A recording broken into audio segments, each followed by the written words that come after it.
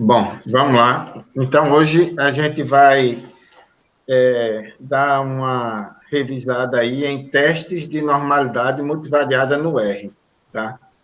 Eu só queria recordar que para a gente testar a normalidade, por exemplo, trivariada, ou seja, o meu vetor aleatório tem três variáveis, a dimensão é 3 por 1. Para testar essa normal trivariada, as minhas marginais x1, x2, x3 devem ser normais univariadas. As 2 x1, x2, x1, x3, x2, x3 devem ser normais bivariadas. E, e o vetor trivariado deve ser normal trivariada. Então, ó, eu tenho 3, 6, 7 condições. Então, quando a dimensão do meu vetor aleatório cresce, aí o que acontece? A possibilidade de ser normal multivariada tem mais condições para verificar e corre mais risco de ter alguma rejeição. Por isso que se fala que nem sempre a gente consegue obter uma normal multivariada. Se a gente já está próximo dela, a gente já fica até satisfeito, tá? Mas, bom, para fazer esses testes no R, a gente vai usar essas funções MVN e BoxCox-NC, que são desses pacotes aqui, MVN e AID. Esses pacotes devem estar previamente instalados, tá? E a gente deve carregar eles no R. Bom, essa função MVN, ela realiza o teste multivariado e tem diversas alternativas de testes. Observe aqui as alternativas de teste. Ele faz o teste de Mardia, faz o teste Henry-Wixler, HZ, o teste de Houston, que é mais utilizado, que é mais conhecido, o teste DH, de Durnik-Hansen, e o teste Energy, para estatística. O vetor que é utilizado é esse teste HZ. Tá? Aí, essa função aqui, ela possibilita a realização de diversos testes. Todos esses testes, eles verificam normalidade multivariada, tá? Mas eu tenho essas opções para escolher aqui. Então, ó, quando eu dou o comando, aí ele tem MVN teste. Aí eu vou escolher um desses aqui para fazer. Tá? Vou escolher um desses para fazer. Aí, veja, eu tenho aquela base de dados bivariada, que tem duas variáveis, x9 e x10. Tá?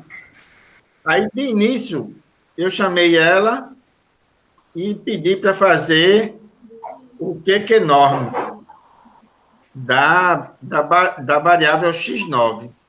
Depois eu pedi a correlação e o teste Shapiro. Tá? Aí aqui está a saída, ó, a correlação 0,99, mostrando que existe uma forte correlação entre os quantis da normal e os quantis da variável x9. Tá? O teste Shapiro-Wilk deu um p-valor 0,32. Tá? Que é maior do que o nível de significância 0,05. Aí, como ele é maior, a gente não rejeita a hipótese nula. Se a gente não rejeita a hipótese nula, então a variável x9 ela é considerada normal pelo teste Shapiro-Wilk. Tá? Aí aqui está o QQ-plot, ó, está parecendo uma linha reta mesmo, mas tem alguns desvios aqui, ó, nesse extremo para cá e aqui para cá também. Mas está próximo da normalidade, a normalidade foi aceita para a variável x9. Na variável x10, o mesmo teste foi realizado, QQ-norm, eu pedi a correlação e o teste Shapiro-Wilk, e na saída está aqui, ó, a correlação 0,98, arredondando 0,99, e o Shapiro-Wilk deu um p-valor de 0,07. Tá? Mesmo assim, eu não rejeitei a hipótese H0 de que os dados são normais. Tá? Eu não consegui rejeitar essa hipótese. Então, também, a variável x10 também é normal. Mas isso não resolve tudo, porque eu posso ter x9 normal, x10 normal, e a bivariada não ser normal. Então, a gente tem que testar a bivariada também, né? Está aqui o QQ-plot dela, ó, tem um desvio maior do que na x9. Porque na variável x9 o desvio não era tão grande assim, ó, nos extremos. E aqui está maior. Ok? Aí, bom, encerrando isso, aí a gente vai fazer o teste de normal multivariada. Aí, veja, aí eu defini a matriz de dados, x9 e x10, aí agora eu tenho um vetor bivariado, que eu estou chamando de APICO-A, tá? É o vetor de variáveis x9 e x10. E o meu problema é verificar se esse vetor segue uma distribuição normal bivariada. Aí aqui está o comando, ó, a função mvn, ATICO-A, que é a minha base de dados. O teste, eu escolhi o de Houston, mas poderia ser qualquer um daqueles lá, tá? Mas eu acabei escolhendo esse de Houston. Aí tem alguns comandos aqui que vocês podem dar uma olhada mais na frente. Tem um teste univariado também. Esse teste univariado, eu escolhi esse AD, que é o de Anderson Darling, mas podia ser o Shapiro ou qualquer outro, que também tem a relação lá. Esse é o univariado. E ele disse, quer um gráfico univariado? Eu disse, sim, eu quero QQ-plot. E o multivariado, eu digo, também quero QQ-plot. Esse QQ-plot, no multivariado, vai ser aquele teste gamma-plot, quando eu traço os quantis daqui quadrado versus os quantis das distâncias generalizadas quadradas. Tá? Então, basicamente, o comando, a função é essa aqui. Aí eu dei, e aqui está a saída. Ó. Aí ele dá o teste de Houston, a estatística do teste e o p-valor 0,13. Tá? Então, o meu vetor aleatório foi aceito a hipótese nula de que os dados seguem uma distribuição normal bivariada. Por esse teste de Houston. A gente olhou o p-valor aqui, 0,13 maior que 0,05. Tá? Aí aqui ele ainda apresenta o teste Anderson-Darling para a variável x9 e para a variável x10. Tá? E tem aqui os p-valores. A normalidade foi aceita também para os dois. Aí ele dá as estatísticas descritivas, com a quantidade de observações, a média, desvio padrão, mediana, o valor mínimo, o máximo, e o quantio, o primeiro quantio, e o terceiro, tá? E duas medidas, uma de Kurtoz e a outra de Skewness. Tá? Aí eles apresentam, essas são as estatísticas descritivas do meu vetor de variáveis aleatórias. Tá? Em seguida, ele ainda verifica, ó, Esse teste é muito legal, porque ele ainda verifica se eu tenho observações que podem ser consideradas outliers. Ou seja, eles estão fora dos padrões normais. Então, eu tenho aqui, ó, a observação 72, 50 e 69, que elas são consideradas outliers. E ele fez a transformação Box-Cox aqui, que é uma transformação para buscar normalidade. Mas essa transformação aqui que ele fez foi a transformação bivariada. Tá? Aí ele fez a transformação, aí disse, ó, o lambda para a variável x9 é 0,98, o lambda para a variável x10 é 0,71. Tá? Então, ele supõe que eu fazendo essa transformação Box-Cox para essas variáveis, que não seria necessário, porque elas já são normais, o teste já aceitou. Mas se eu fizer essas transformações, os dados vão se aproximar mais da normalidade. Os p-valores iriam aceitar a hipótese nula de normalidade com mais força do que antes, tá? Aí aqui, ó, tá o QQ-plot que ele fez, que é o gamma-plot, usando os quantis daqui quadrado,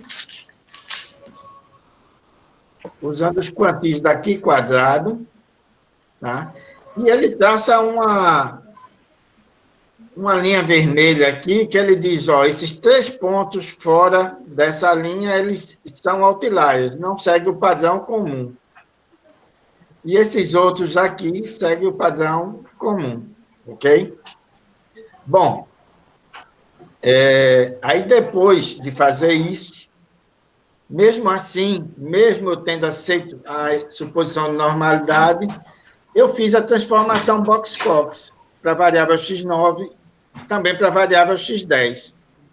Só que para a variável x9, eu fiz usando até esse método, o Shapiro-Wilk. Para a variável x10, eu fiz usando o AD Anderson-Darling. Aí esse teste, ele faz essa transformação aqui, ele faz o teste univariado e depois ele faz a transformação. Ou seja, para os valores de lambda dentro desse intervalo entre menos 3 e mais 3, ele vai verificar qual é o valor da potência lambda que mais aproxima a minha variável x9 da normal. Tá? E aqui também, entre menos 3 e mais 3, qual é o valor de lambda que mais aproxima a minha variável x10 da distribuição normal. Tá? Então, a transformação Box-Cox, ela faz isso. Tá? Aí aqui está a saída. Ele disse, o lambda chapéu foi 1,02. Tá? Aí aqui está o p-valor do teste. Esse teste é o Shapiro-Wilk, que a gente já tinha visto o p-valor, era 0,32. Tá? E os resultados, ó, ele já fez esse teste aqui para verificar os dados normais e os dados transformados. Tá? Ele diz, os dados transformados também são normais, através desse teste. Tá? E esse foi o valor do lambda. Aí eu pedi a minha variável transformada por esse lambda aqui, relacione os valores. Aí ele relacionou, x9. Tá? Aí aqui estão os meus dados transformados. Isso aqui não são os dados originais. Observe que aqui no comando eu disse para ele jogar a minha variável transformada em transformação de Box-Cox da variável x9, TBC x9. E depois eu mandei ele apresentar quem é a variável. Tá? A mesma coisa aqui para x10. Aí vejam os resultados. Para x10, o lambda chapéu foi 0,96. Os dados transformados, o p-valor deu 0,11, também é normal, tá? Isso aqui foi feito pelo teste de Anderson Darling, tá? E aqui estão os meus dados transformados. Aí, o que eu fiz?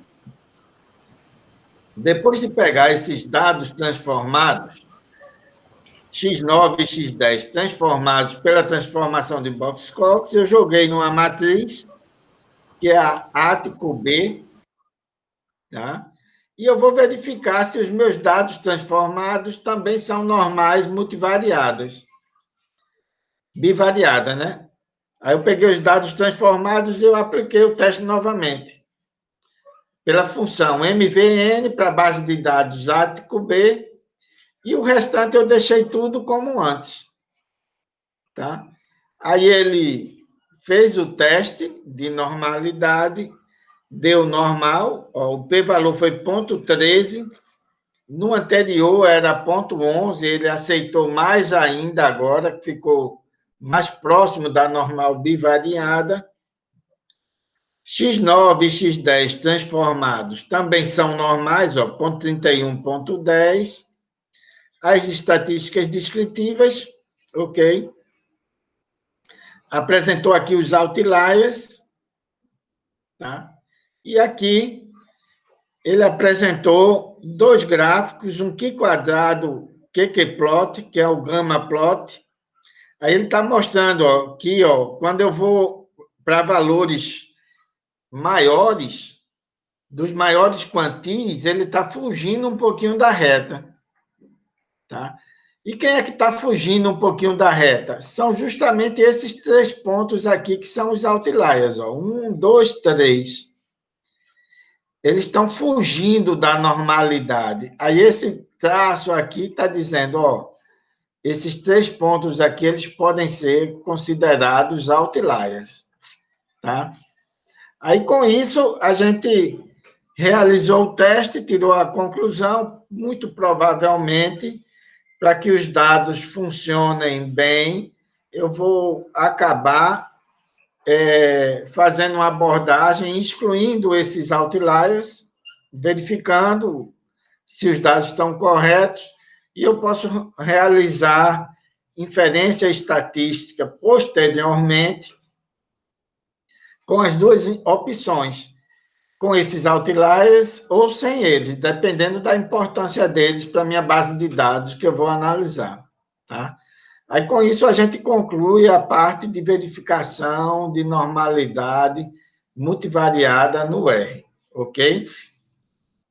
Eu vou parar a apresentação agora. E vou parar também a gravação, viu? Só um minutinho aqui.